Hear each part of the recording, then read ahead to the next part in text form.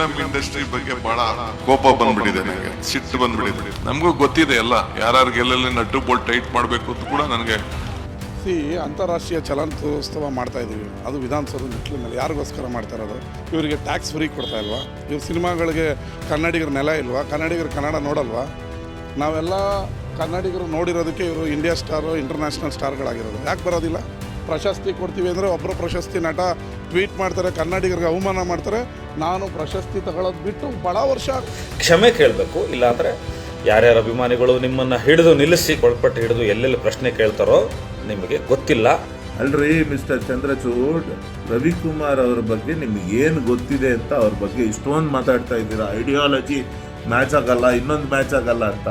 ಅವ್ರೇನು ಮಾತಾಡಿದ್ರಿ? ಅವ್ರ ಮನೆ ಆಸ್ತಿ ಬಗ್ಗೆ ಮಾತಾಡಿದ್ರ, ನಿಮ್ಮ ಮನೆ ಆಸ್ತಿ ಬರ್ಕೊಡಿ ಅಂತ ಮಾತಾಡಿದ್ರ, ಅಥವಾ ನೀವು ಯಾವನ ಹತ್ರನ ಕೆಲಸ ಮಾಡಿ ಬೂಟ್ ನೆಕ್ತಾ ಇದ್ದೀರಲ್ಲ ಆ ನಾಯಕನ ನಟನ ಮನೆ ಆಸ್ತಿ ಬರ್ಕೊಡಿ ಅಂತ ಕೇಳಿದ್ರ?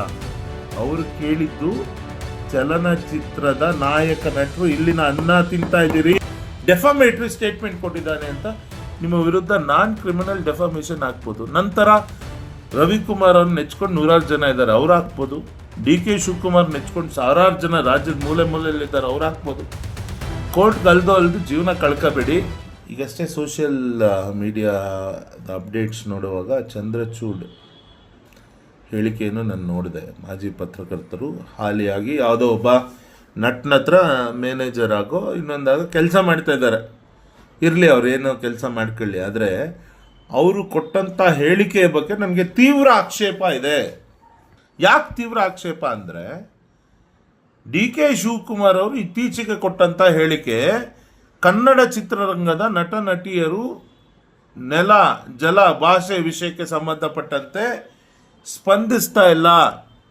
ಚಲನಚಿತ್ರಕ್ಕೆ ಸಂಬಂಧಪಟ್ಟಂಥ ಒಂದಷ್ಟು ಕಾರ್ಯಕ್ರಮಗಳಿಗೂ ಇಲ್ಲಿಂದ ಬೆಳೆದವರೇ ಅಟೆಂಡ್ ಮಾಡ್ತಾ ಇಲ್ಲ. ಅವ್ರು ನೆಟ್ಟು ಬೋಲ್ಟು ಟೈಟ್ ಮಾಡೋದು ಹೆಂಗೆ ಅಂತ ನಮಗೆ ಗೊತ್ತಿದೆ ಅಂತ ಹೇಳಿದ್ರು. ಅದಕ್ಕೆ ಸಮ್ಮತವನ್ನು ವ್ಯಕ್ತಪಡಿಸಿದವರು ನಮ್ಮ ಮಂಡ್ಯದ ಶಾಸಕರಾಗಿರುವಂಥ ರವಿಕುಮಾರ್ ಅವರು. ರವಿಕುಮಾರ್ ಅವರನ್ನು ಏನು ಅವ್ರು ಇಷ್ಟ ಬಂದಂಗೆ ಮಾತಾಡಿದ್ರು.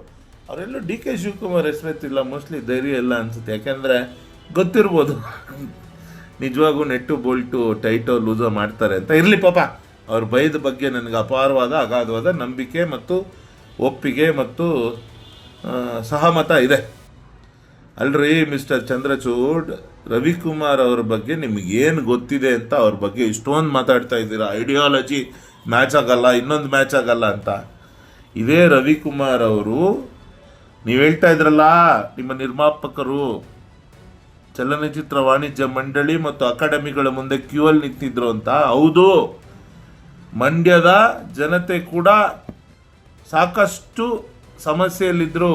ಕೋವಿಡ್ ಸಮಯದಲ್ಲಿ ಈ ಮನುಷ್ಯ ಅಲ್ಲಿನ ಶಾಸಕ ಅಲ್ಲ ರವಿಕುಮಾರ್ ಅವರು, ಆದರೂ ಕೂಡ 1000 ಜನ ಮನೆಗಳಿಗೆ ಆಶ್ರಯ ಆಗಿದ್ದಾರೆ.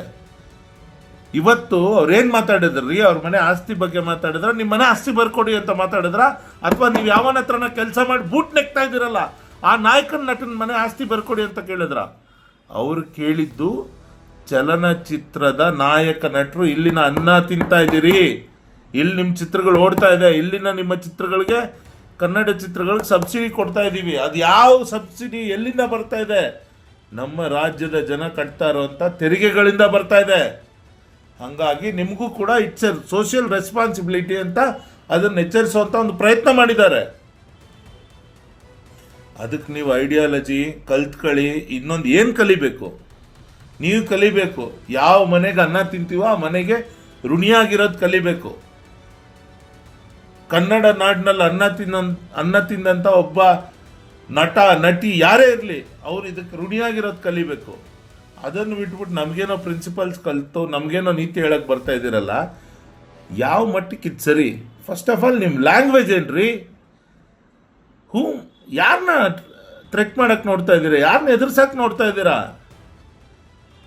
ನೆರೆ ತೆಲಂಗಾಣ ಆಂಧ್ರ ಪ್ರದೇಶಗಳಲ್ಲಿ ಚಿತ್ರ ನಟ ನಟಿಯರಿಗೆ ಏನೇನಾಯಿತು ಅಂತ ಗೊತ್ತಿದೆಯಾ ನಿಮಗೆ? ಯಾವ್ಯಾವ ಥರ ನಡ್ಸ್ಕೊಂಡಿದ್ದಾರೆ ಅಂತ ಗೊತ್ತಿದೆಯಾ? ಸೊ ಇವೆಲ್ಲ ತಿಳ್ಕೋಬೇಕು ಫಸ್ಟ್. ನೀವು ಮಾತಾಡೋದಲ್ಲ ಏನು ನಮಗೆ ಎಲ್ಲೋ ಕ್ಯಾಮ್ರಾ ಸಿಕ್ಬಿಟ್ಟಿದೆ ಅಂತ ಇಷ್ಟುದ್ದ ಇಷ್ಟಾಗಲ್ಲ. ಈ ಕೂಡಲೇ ನೀವು DK ಶಿವಕುಮಾರ್ ಅವ್ರಿಗೂ ಕ್ಷಮೆ ಕೇಳಬೇಕು, ಉಪಮುಖ್ಯಮಂತ್ರಿಗಳಿಗೆ. ಹಾಗೆಯೇ ಮಂಡ್ಯ ಶಾಸಕರಾದಂಥ ರವಿಕುಮಾರ್ ಅವ್ರಿಗೂ ಕ್ಷಮೆ ಕೇಳಬೇಕು. ಇಲ್ದಿದ್ರೆ ಏನಾಗುತ್ತೆ ಅಂತ ನೀವು ಕೇಳಿ, ನಾನು ಹೇಳ್ತೀನಿ ಆಸ್ ಎ ಕಾನೂನು ಗೊತ್ತಿರೋನಾಗಿ.